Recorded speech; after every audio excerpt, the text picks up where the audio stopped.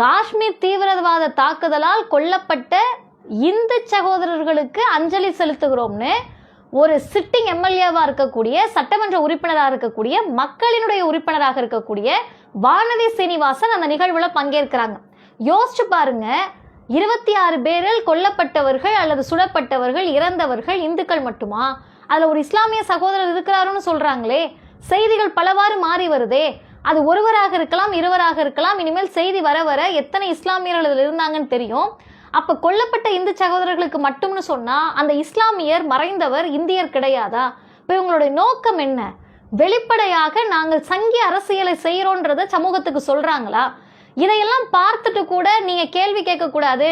நேற்றைக்கு போய் சுடுகின்ற போது நீ இந்துவா முஸ்லிமான்னு கேட்டு சுட்டாங்க, முஸ்லிம்னு சொன்னவங்களை விட்டுட்டாங்கன்ற மாதிரி ஒரு ப்ரொஜெக்ஷனை கிளப்புறப்ப, இங்கிருந்து ஒரு யூடியூப் வழியாக காஷ்மீர்ல என்ன நடந்துச்சுன்னு பார்க்கக்கூடிய ஒரு சாமானிய இளைஞரோ ஒரு இந்து சகோதரரோ ஐயோ உண்மையாகவே இந்துக்களுக்கு ஒரு ஆபத்து இந்தியாவில் வந்துருச்சு போலன்னு பயப்பட மாட்டாங்களா?